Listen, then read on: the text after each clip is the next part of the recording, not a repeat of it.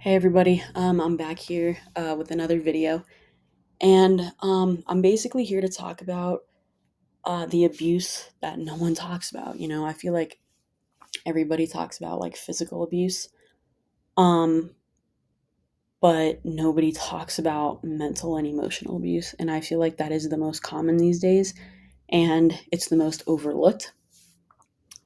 And I just want to provide some information as to what this looks like because I honestly didn't know what it looked like when I was um, involved in this stuff. Not saying I did it, but I was the victim of it.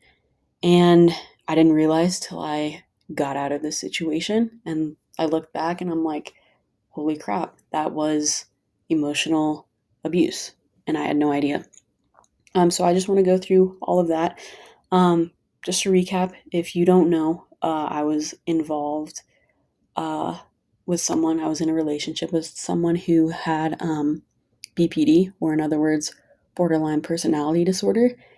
And I want to say, I'm not for certain, but I want to say that there were some narcissistic traits involved in that as well. But I don't know. I was just told this from the ex because during this time, that person was diagnosed when we were together. And, I didn't look much into it at the time. Guess I should have, but probably would have ended up the same way. So I just want to go through all these things that happened to me and all the things that can happen overall um, in an abusive relationship like this.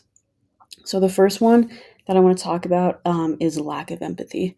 So I feel like the empathy was there in the beginning because what happens is they basically like love bomb you in the start, right? And that just means like basically they're like over the moon for you, right? They do all these things to show you that they love you. But as, the relationship progresses, I feel like those things, it became less and less. I mean, there were still like bouts of things here and there. Um, and that happens with this particular person. But towards the end, I actually felt this person like pulling away because the silent treatments were longer. Um, and there was just more, I guess, breakups, I guess you could say. And it just seems like the bad outweighed the good. And there was very few good moments. The good moments were good, don't get me wrong, but the bad was just it was bad. But naturally, I tried to make it work, whatever. But ultimately, this person met somebody else. It only took about a month, and actually, it was just a few weeks after they met this person. And I said, hey, I don't really like how you're talking to this person. They're like, oh, we're just friends, blah, blah, blah. Don't worry about it. Okay, so I brush it off. Then I'm left. They're like, I'm better off single. And then a couple weeks later, they're now dating this new person. So it's like, okay. But lack of empathy. Like I confronted this person. I'm like, I know what you're doing. I know you left me for someone else. And it was deny, deny, deny. Even though I knew, even though I had the evidence to back up what I was saying. And they're like, well, our personalities clashed. It's like, what are you talking about? And even like, they're like, well, things were problematic for us back in uh, December. Then things were problematic for us in May. It's like, okay, you're not communicating this with me. Like, I understand relationships have problems, but it's like they don't see that. Anyway, lack of empathy, lack of accountability, basically like zero remorse for leaving me. And I was crying in front of this person. I'm like, how can you do this to me? And just like the death stare I got, like they just stared at me like this and no emotion, zero remorse, whatever. And I wanted to be friends with this person because I genuinely care about this person. And especially with a BPD diagnosis, I mean, just researching all of that, like that's a lot. And I really do feel sorry for this person. But anyway, so I was willing to be friends, all that stuff. And, um, like, we hung out a couple of times, but like, I started asking this person about, BPD, I guess, because this person told me about it to begin with. So I was just like, Did you know this? Were you neglected? All this stuff. And that's kind of when this whole thing started happening. Like I was kind of like left and it was just like, leave me alone. I never want to talk to you. I don't want to be your friend. I don't care about you. I was told to go effing kill myself. Because I was trying to reach out for communication, for closure, right? Because you want those things. Why would you not want those things? Why can't two people talk about things? But anyway, I told this person I'm depressed, I'm suicidal, and they told me to go effing kill myself. So much for empathy, right? They're so empathetic in the beginning. They show other people, outsiders, how empathetic they are. But then when it comes down to that, they do not give a crap about you. And I was even told, I don't care about you. I don't care what happens in your life. I don't want a friendship. The bond is forever broken. So, yeah, lack of empathy. They don't have that. You know, like me, okay, let's say feelings dropped, whatever. Let's say I was in this person's situation, I was in this person's shoes, right? There's no way I would tell this person all that stuff if they came to me and they're like, I need help. Like, I'd be like, how can I help you? Like, yeah, we could be friends, like, do all this stuff, like, to help you. But, like, with me, it's like, you want me dead. Like, this person would want me dead. They wouldn't even care if I died. That is so evil. It's evil what they said to me. And, like, they don't take accountability, no remorse. I wasn't told sorry. It's absolutely ridiculous. The second thing, manipulative behavior. 100%. Um, so basically, like, again, if you guys have watched my videos, you've seen what I've gone through, my experiences, all that stuff. But like this person that has BPD that I was dating, self-harm, suicide. I knew about the self-harm because I saw cuts. And then like whenever we got into like an argument, a little disagreement, or I was busy doing something, I was hanging out with another person, this this person would manipulate me and they'd be like, I'm gonna kill myself, I'm gonna take pills. And I'd be like freaking out, like, no, like, don't, like, I'd be texting this person, don't, like, call someone, whatever. Um, I'll call you, let me call you. So I'm trying to figure stuff out, right? I contacted the suicide hotline. I was talking to a person because this person that I was dating didn't want me to tell anybody else. So I didn't because I'm trying to respect them. And then they're like, I'm going to do it. And I'm like, please don't. And then all of a sudden, just nothing. I heard nothing, zero communication throughout the rest of the night. And then the next morning, well, before that, I can't sleep, right? Because how could I sleep if um if this person told me they're gonna take pills? Like, so I'm freaking out, can't sleep at night. And so next morning, I'm like, hey, are you okay? Like, please tell me. I need to know. I want to make sure you're okay. I'm doing what I can to help this person. And they're like, I'm in the hospital. And it was basically like them blaming me, right? Like it was kind of like a you did this to me type of thing. It's like, first off, like I tried to help you. Like that's the difference between you and me. Like, yes, we may have had a disagreement. Yes, I may have done something that you didn't like, but I was willing to help you. But when it comes down to me and me sharing that I'm depressed, that I'm suicidal, you're not there for me. That's the difference. And anyway, I was like, let me come see you. Like, let me visit you. I want to see you. Nope, they wouldn't allow me to. And then um, they're like, oh, I'm leaving the hospital. Like, after a couple of hours after being in the hospital, it's like, that doesn't even make sense. Like, if you were suicidal, they would keep you, they would monitor you. I assume, right? I mean, they wouldn't just let you go after a little bit, or they put you in like a mental health institution, again, to make sure that you're not doing this stuff. I can't even tell you how many times this supposedly happened, maybe 3 or 4 times. Um, and every time it was met with, you can't come see me. And like, I'd be like afterwards, I'd be like, let me see the hospital bill. Like, if you claimed that I put you in the hospital, you need to let me see that bill. Nope, wouldn't let me. But there were like other lies and stuff, and just like stories where there were holes in the stories. Like there was some truth to it, but then there was things that were missing, or like I don't know, like I'd figure something out and then I'd confront this person. They're like, well, I was talking about this person who I refer to as blah, blah, blah. And it's like, wait, this doesn't make sense. Like, it doesn't. Like, just a lot of things didn't add up looking back. But it's like in the moment, you can't really be like, oh, hey, you're lying about this, because then they're going to get pissed. Then they're going to threaten suicide again. And it's like, it's literally a lose lose situation. I mean, at least in my experience, but I feel like it's the same for most people. Again, I was dealing with someone with BPD, probably also a narcissist. Um, but oh my gosh, the emotional manipulation, it was literally crazy. Couldn't keep up with it. Um, Inconsistent communication. Again, I was told communication is so important. Okay, so I tried to communicate, but then they get pissed at me.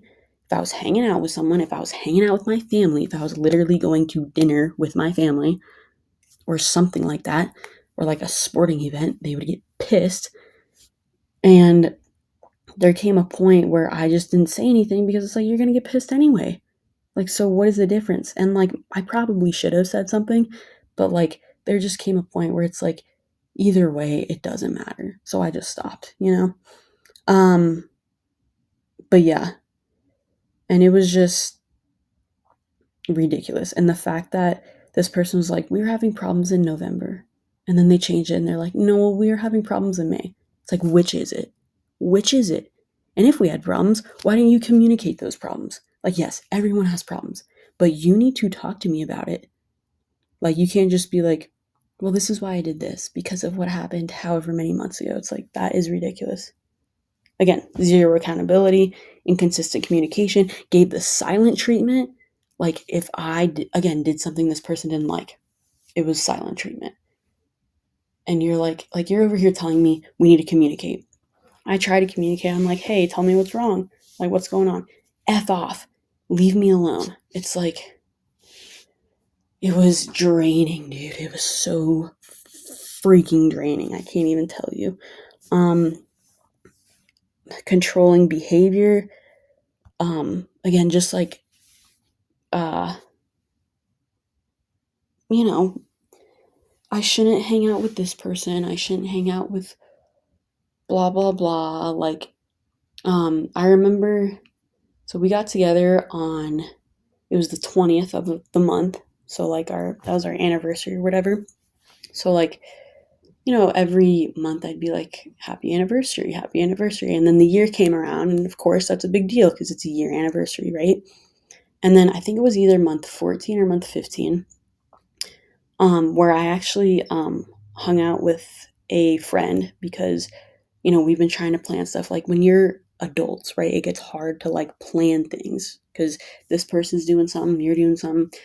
Anyway, I hung out with a friend and my ex was like pissed. They're like, you cannot hang out with people on the 20th. That is our day. How dare you do that? And it's like, okay, like, you know? And then I remember I went to a concert one time with a friend and it got out really late. Like, it was a super late concert. It was like 4 hours. I think it ended at like 11, but I didn't get home till like 1. And I was basically like, this person like tried to make me have like a curfew. And they're like, you need to be home at a reasonable time. You shouldn't be allowed to go outside past 10 p.m. And it's like, who are you, my mother? Like, it was insane, like legitimately insane. And kind of off topic, but kind of not. But I remember one time that I went to like a 4th of July thing. Like, I was doing something with a group of people. My ex was doing something with family and I guess another group of people, whatever. So we were doing our separate things, separate events. And my ex sent me a picture of the fireworks in the neighborhood. Like, there was one that like shot up and just took a picture of it. And I went to like this big show and I got this really good picture of this really cool firework because I was like right underneath it.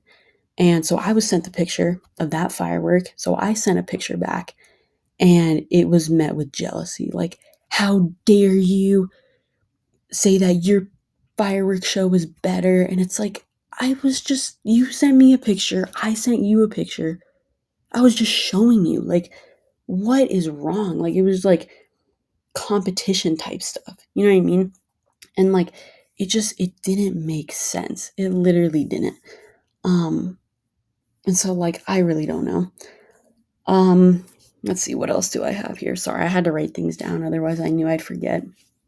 But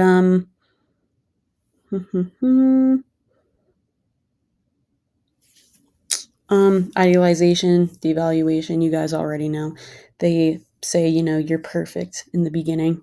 That's what I was told. You have no flaws. I'm like, what's something you don't like about me? They're like, nothing. You're so perfect. Yeah, freaking right. I mean, obviously I suck now. But then, yeah, they focus on your flaws, and I don't know. It's just wild, because they love you for this, they love you for that. And then they find out that you're a human, God forbid, because we all are. And then all of a sudden you're like cast out, right? You're devalued, you're discarded, whatever.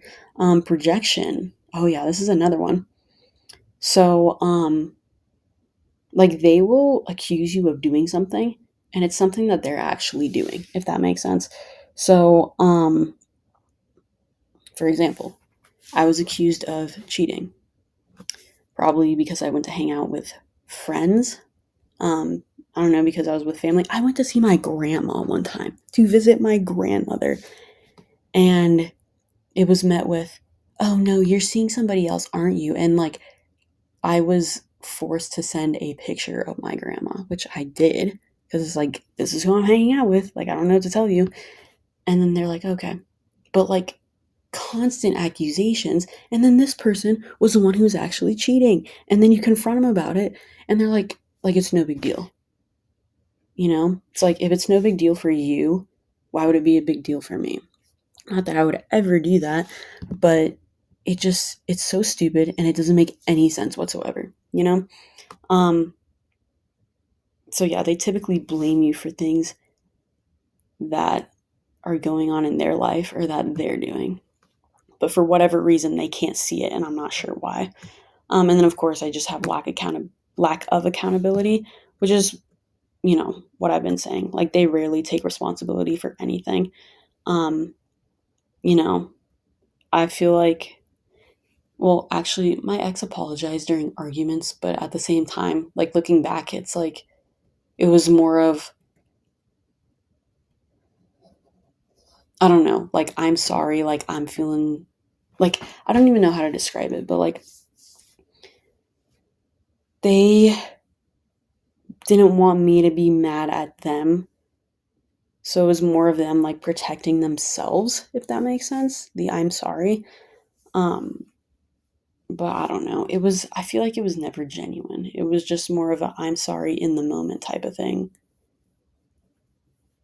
in order to move past this to something else. But I don't know.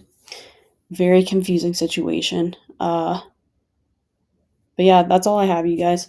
If you have more things to add, feel free to put them in the comments below. I'm sure there's a lot more things um, that I didn't even touch on, but those are just some of them. So yeah, the abuse that nobody talks about, it needs to be talked about, which is why I'm talking about it. But yeah, thank you once again for tuning in. I hope you enjoyed this video, and I'll see y'all in the next one. Bye.